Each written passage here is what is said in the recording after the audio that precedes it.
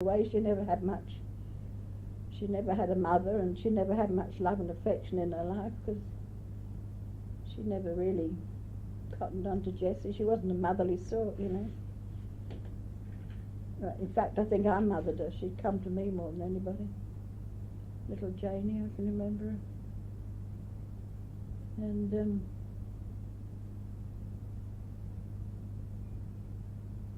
then she apparently she had this boyfriend, apparently got to know Jiggy. But she got into trouble with Jiggy, you know. Did you ever know that? Got pregnant, you mean? And she had an abortion. But they did marry in the end, yeah. They were stuck together. What sort of work did she do? Office work. Short-hand type, things like that. How did she get an abortion? Well, I think they paid for it, love. I don't know much about it. How did you come In fact, to I don't know whether I'm supposed to know, but I do. How did you know? I think she told me. Or Dad told me. And when did you first meet Jiggy?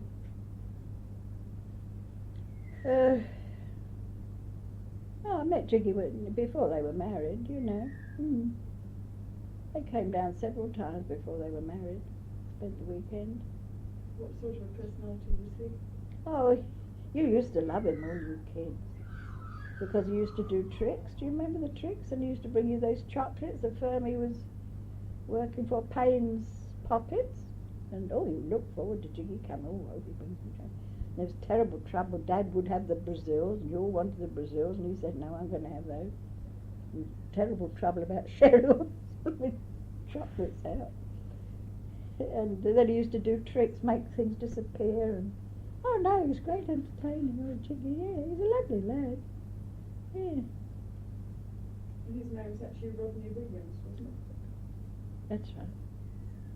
Do you remember what year they married? Oh, you ought to remember that, you were bridesmaid, no. I can't remember the year, 50-something, I suppose. Oh, it's 4 years. Yeah, in the 50s. 7 or 8 or 9, probably. And we might as well finish talking about them while we're on them. They had 2 children. Tell me about them.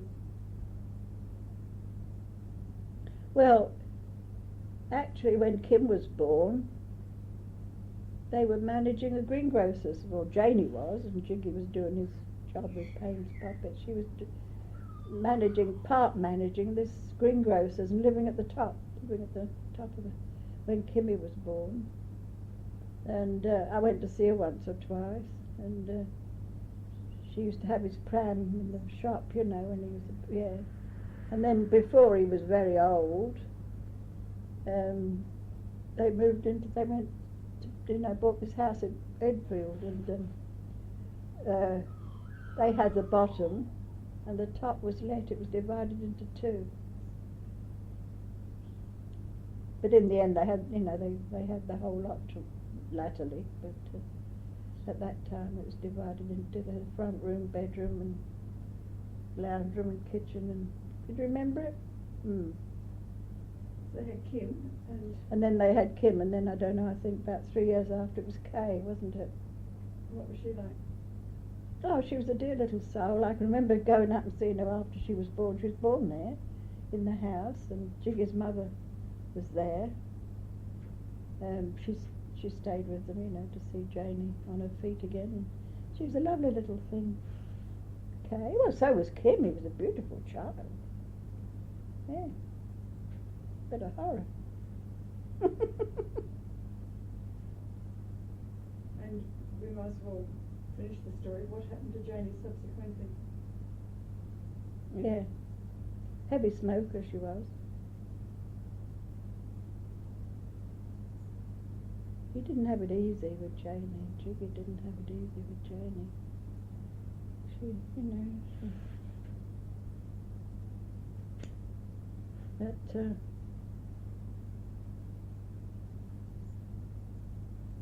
she left him once, Do you remember? Yeah, I've forgotten that too. Or twice, I think, she left him. Rang Dad up at work. This is when we were back at Malden. And said, I'm coming up on the bus. And when he came home, he said, oh, you know, Jane will be here on the bus or something. And she'd arrived with the 2 kids in a suitcase. She'd left Jiggy. Why? I don't know, Monday, I think. She was very extravagant, and of course she smoked an awful lot. And she was very extravagant. And, she was with us for about 3 weeks at one time, and we never thought, you know. But anyway, in the end, Jiggy came down, and Dad talked to him, and then he talked to Jane. I left them to it, and in the end, they went off together and patched it up in the end. And then, yes, then she left him again. That's why he bought that little house on the Thames. Because she didn't want to live there, see. She didn't want to leave Enfield. But didn't want to live, I mean, it's very isolated, she didn't, you know. But in the end she went. Because she had to, you know. No, he didn't have it easy with Janie. Then what happened to her? Well, she had lung cancer, love. Yeah, sad, really. Mm.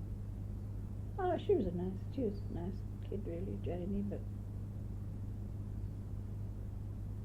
it was sad, very sad. You mentioned the school that the children went to at White Waltham. They actually went to the neighbouring school of Waltham St Lawrence. Mm. Why was that? Why didn't they go to White Waltham school? Was there one?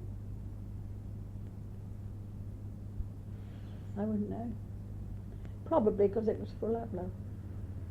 Probably because it was full up. And they, you see, White Waltham it was extended after the war, and all the officers' quarters, most of them were all new. It was, a new sort of, and most of the other ranks' houses were new. And so I think the school was full up, and so they had to. But they had this influx of Air Force kids, you see, and they had to accommodate them. How did the kids get to school? People were picked up by bus. Did Jean start school then? Mm-hmm. Yeah. Did any of the kids go to kindergarten? No. No, because there just wasn't any.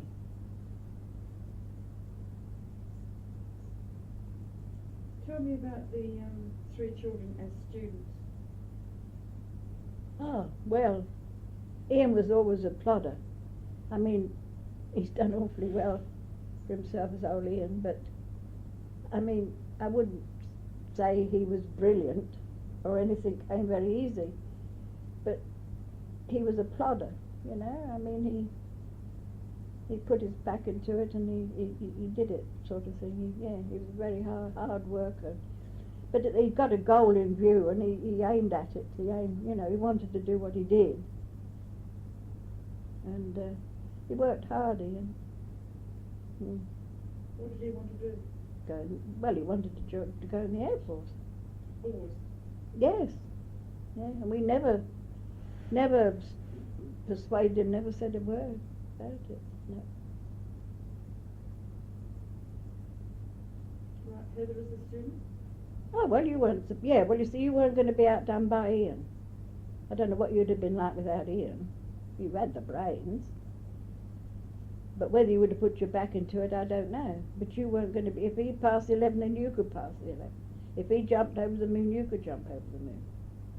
See, that's what egged you on and got you through. I mean, you couldn't have done it if you hadn't have had it there, but there's a certain amount of hard work in it. You know, however brainy you are, isn't there? What about Jean? Oh no, she didn't seem to have that incentive, Jean, so much. What sort of things was she interested in?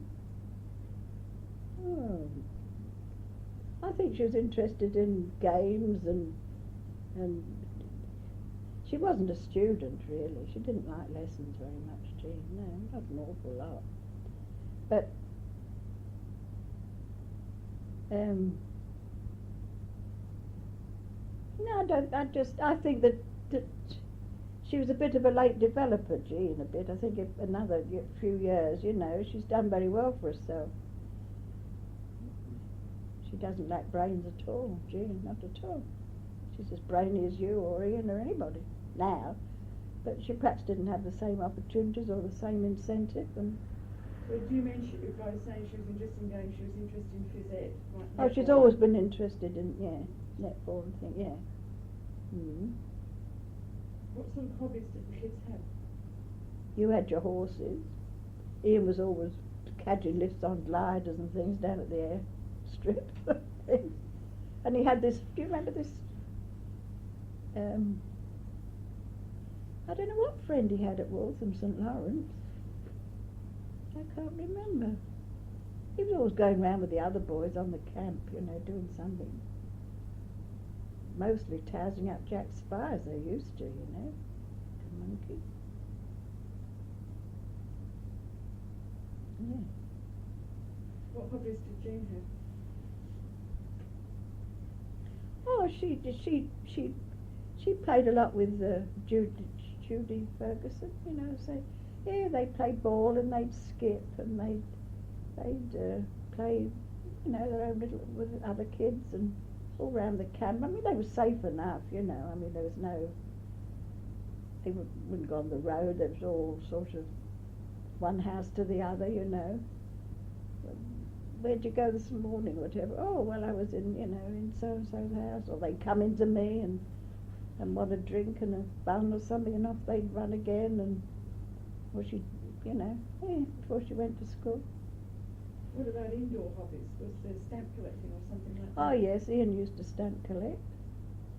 I don't think you did you? No, I don't think Jean did either. No. Well, it was always homework. What did the family do on a typical evening? Well, you see, we had television then. Not at White Waltham. Not at White Waltham, we didn't. Yes, we did. Yeah, because it blew up on Sunday. Yes, we did. We had television at Malden. So we did, yeah, we did, because I know one Sunday morning,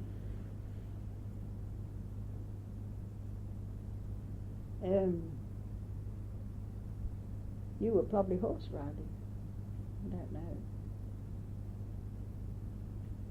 Ian was around, I know, and I suppose Jean was. Dad had gone over to the mess. Sure it was a Sunday morning. And the blooming television started to smoke up and make funny crackling noises and all that. Luckily, I think it was Ian that said, and I thought it was going to go up in smoke, eh? So I said, oh, go fetch Dad. So he flew across and fetched Dad. Dad came back and he wrapped a blanket round it, unplugged it, I think I unplugged it, switched it on, and took it out into the yard. So we had a television. What sort of impact did that have on family life? Well, that was kaput. I suppose he got another one eventually. I can't remember. But that was no good. No. Can't remember. I don't think you were awfully. No, there were some things you liked to watch, but other things you didn't very much, While you were at White Waltham was the time of the coronation. What was it? 1953. I've got no memory of the coronation. I probably saw it on television. But I don't. Oh, no, I don't know whether they. Don't think they might have had a dance or something. I can't remember. No. I have a memory of watching it on Ferguson's television. Oh, well, perhaps we didn't have one then. And being given coronation mugs. At school? Yeah. Something like that. I think you all had one at school. All the school kids had But it. you have no memory of the No. of the occasion, No. the impact it had? No. Don't think.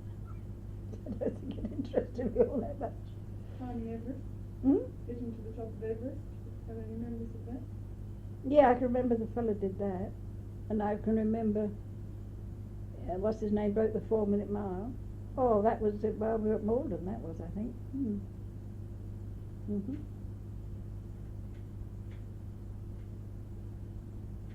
And at this stage, so far after the war, how did you feel about the Germans and the Japanese and the people that had been the enemy? Didn't think I thought about them at all. Didn't have any contact with them. And that thing. No. Only too thankful the war was over. And was there any evidence in day-to-day life of the war? Bereaved people, bomb buildings, anything like that? In London there was, yes, in London, and some of the big cities, but not where we were. No, not where we were.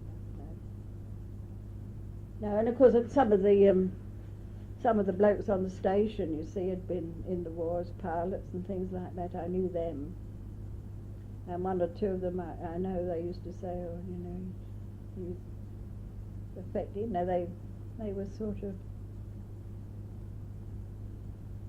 You could tell they'd been sort of, they seemed to, you know, I don't know, but they had a sort of so they witnessed something, you know, something, you know, they were, I don't know, I can't explain it to you, but, yeah. Because it was a shocking time for the Air Force, terrible time. What the war was?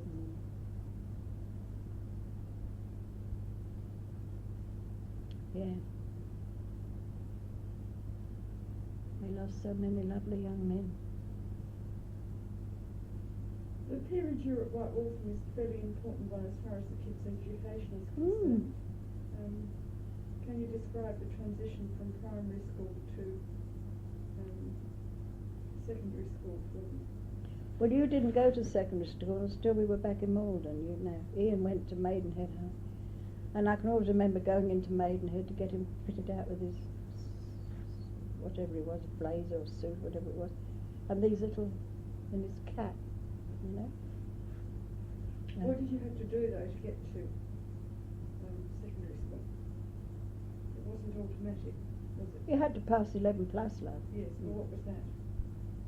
Well, it was an exam, wasn't it? Just, you know. You had to get so many marks, you see. And then you were eligible for high school. Beneath that you went to, what do they call it? Okay. Well, tech or, there's another word for, yeah. And was there pressure to pass the 11 plus? Very great pressure. Well, I mean, it's up to the parents. Some parents had their children specially tutored, paid to have them tutored. Did you? No. No, it was stupid, because those, I mean, we know some on the camp did, but you see, they couldn't keep it up. Once they got to high school, they weren't tutored anymore. They left. They couldn't keep it up. They had to leave. See? But it's best not to. Best to let a child develop. If it passes, well and good. No, we did. I mean, Ian knew we wanted him to pass, of course, but we didn't pressure him all that much. We certainly wouldn't have had him tutored. No. Would you have been very disappointed if he hadn't passed? I probably would have done. I probably would have. Yeah, I sort of, you know, had high hopes of Ian. Yeah. But, you know, if he hadn't, he hadn't, and that was all there was to it. And how did he take to secondary school? Oh, he was all right, yeah. Yeah. Yeah. Got on all right. Did he smoke? Oh, yes. Well, behind the, you know, behind the loos and one thing and another. Yeah, and yeah. But he hasn't smoked for donkey's years, no. Did you and Dad still smoke? Oh, I smoked till, yeah, I smoked till I got here, till I got, yeah. Mm. And did the kids have pocket money? Oh, yes. Mm. I don't know how much, but you usually have a bit of something. Mm. And what chores did they have to do? Huh. Oh, we could persuade you to do. Nothing very definite, love. Washing up? Oh, well, if we could get you to do it, you didn't disappear in the meantime, things like that. Nothing very strict about it, no. Clear your room up and things. Used to have a binge now and again, bring all your rubbish down and things, yeah. And perhaps you dust it or something, or no, do something. But, or you clean your bikes and, you know, you do things like that. But you were always off. You were. And then your spare time, what was this fellow's name? There was a chap at White Waltham, St Lawrence, wasn't there? What was that family you got in with? Smith. Yeah. You were always there, cleaning tack and everything. Well, I also took the 11 plus at St Lawrence. And I actually did go to Maidenhead Girls Grammar School for a term. Did you? I Yes. can't remember that. Yes, I'm sure I did. Did you feel the same pressure for me to pass as for Ian? Oh, yes, I wanted you to pass, love, yeah. So Yeah. you felt that it was as important for me to pass as Oh, for yes, Ian? yes. I've always been a great one for education. Of anybody that's good enough to get I'm all for education. I think I think a child should be as educated as it's actually possible to educate it. But one would have still been educated had one felt. Well, in a way, but I had high hopes for all the kids.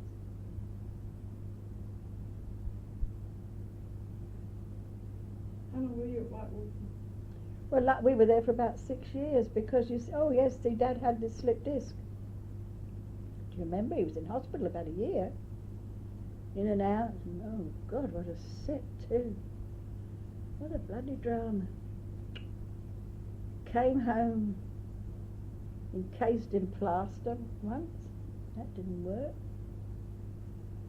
Heat treatment they gave him. Hard beds they gave him. Oh, devil. And nothing did any good until they operated, And I thought we were going to lose him. It was a nasty operation, and there was only 2 surgeons in England would do this up, nasty. And we had do you remember that doctor we had living next door? Lovely young doctor we had living next door. Not the Swifts. You remember the Swifts? It was after the Swifts. Can't even remember his name, but he was a lovely bloke, and he came to see me on the day before Dad was going to be operated on, and he said, I do hope everything's going to go all right, Mr. Campbell, but I'm sure it will, but he said it is near the spine, this operation, Oh, crumb. I'll let you know directly I know, he said. And anyway, he got over it once, yeah.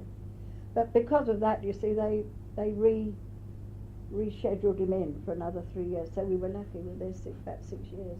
Instead of 3 years and a half, we were another 3 years after that. What caused the slip disc? Nobody knows, love. Don't know. He wasn't a sportsman, Dad. He only used to umpire cricket and things like that, and we don't know. Nobody knows. And it was the tattiest old disc the surgeon said he'd ever seen. Did the plane come on slowly then? Yes. Yeah, we thought it was just, strained his back or something or another. And I rubbed his back, I can remember, and things. Then it got worse. And then he went to the Air Force, doctor. And he sort of treated him a bit, and one thing and another. Then, of course, I don't know whether you remember, but he was bent double. He used to walk with a stick, bent right double like an old man. He must have suffered terrible pain for a long time. Now, before we finally leave White Waltham. Got over here. Oh yeah. What sort of transport did we have? Did we have a car or? Not in the beginning, no. And then we bought an old, I think it was an old Rover. Yeah, I think it was an old Rover. Bumbled about a bit in there. Did you have a motorbike? Not at that time, no. No. Did you use public transport then? Yeah. And why then did you leave White Waltham? Well, Dad came out of the Air Force, did But why? Why did he? Well, he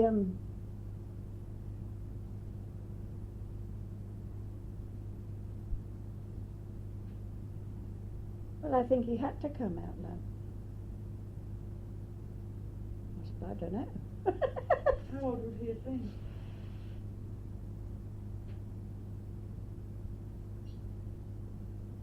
I don't know whether he could have stayed in. I don't know how old he was. Well, I was about 11 and Ian would have been about 13, 14.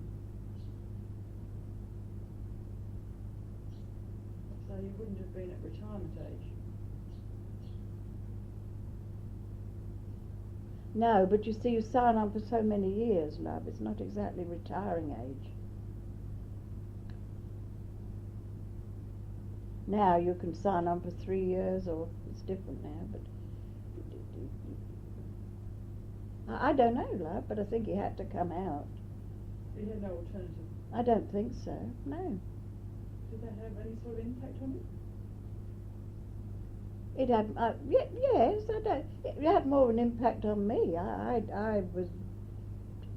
missed it more than he did, I think, in a way. I missed the social life more than he did, in a way. Did you get any financial? Oh, he's always had a pension, yeah. What did you You see, it was not long, well, it was a while after the war, but not all, and everything was being reorganised. The Air Force and that was being reorganised, love, and they were cutting down. And Dad wasn't all that young. You see, and all these young pilots, they were too old to fly, those that survived, they had to be incorporated, they wanted to stay in. So they took a lot of jobs like Dad's, and and things. It was all reorganised, love, at that time. It's always being they're either recruiting or chucking out or something or another. It's like Ian, when he came, he needn't have come out. Ian needn't. But he saw the red light, and he came out. What did you decide to do? Well, we decided to go back to Morden because it was a roof, pro tem. I don't think we just thought we'd stay there all that long. To my father was horrified.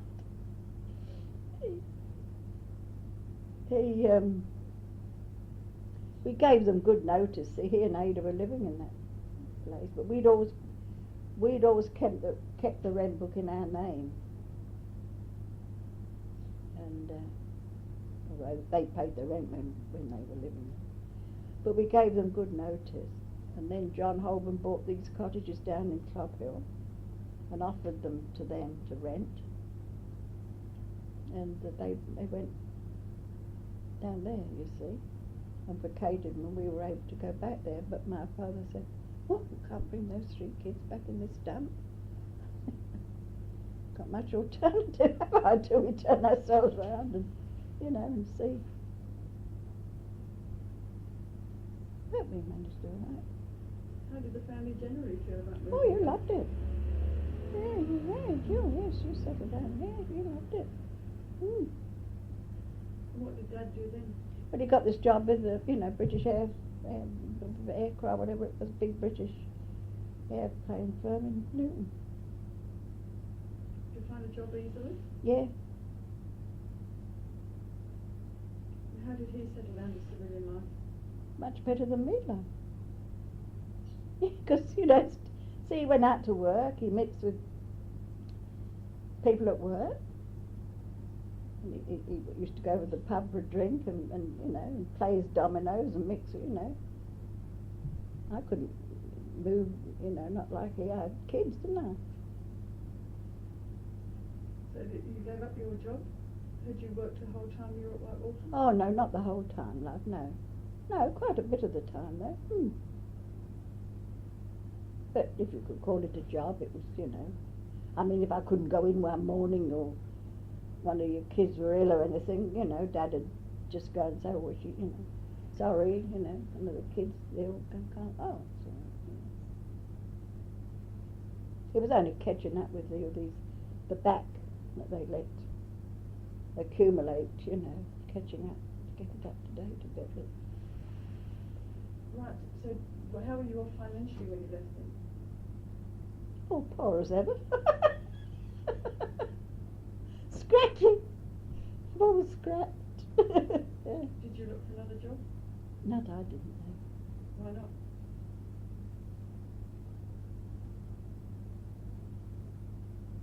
Well, I don't know whether I would have found one in Malden, love.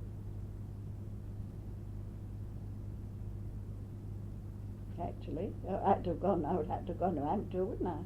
Or Bedford or Luton. And who'd have looked after you lot? And the bloody dog. It was always in trouble. How did the Malden of the new Malden compare with the one that you left? Well, there wasn't a lot of difference then. Not a lot of difference. Not then, no.